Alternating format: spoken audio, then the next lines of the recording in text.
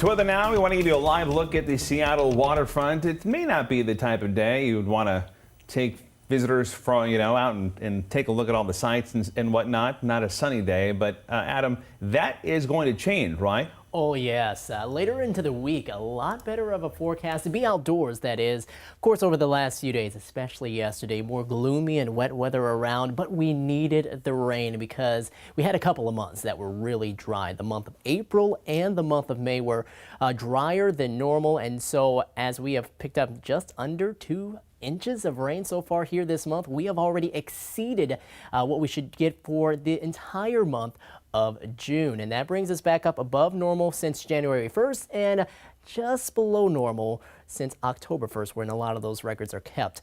So here's a look at a few more of those cities. Olympia, we're well above normal, about 2 1/3 inch above normal where we should be for this time of the year.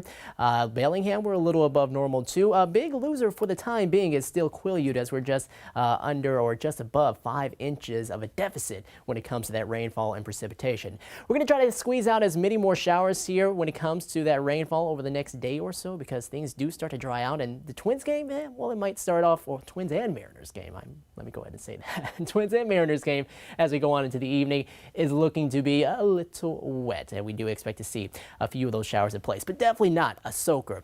Skies right now pretty gloomy in Everett, and right now we're at 63 in Seattle, with south winds coming in at about 6 miles per hour. Mid-60s in Renton, about 62 in Bremerton, lower 60s in Hoquiam. We got some rain that's continuing to work its way through, but a lot less of it, especially along the coast, where it looks like things are for the most part dry there, and probably even seeing a little sunshine.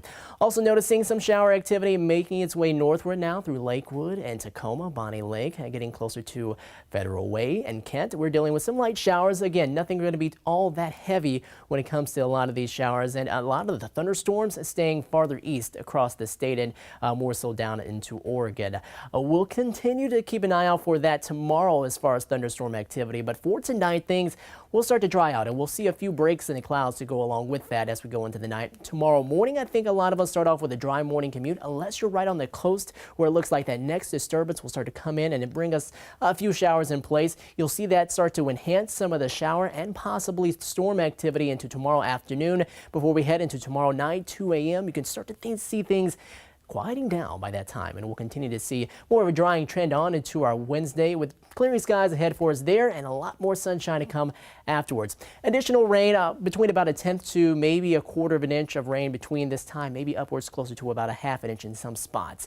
And then, yeah, temperatures really start to get up there around the 80-degree mark, starting up on Thursday, but getting much closer on Friday and Saturday, with a lot of sunshine to go along with each one of those days.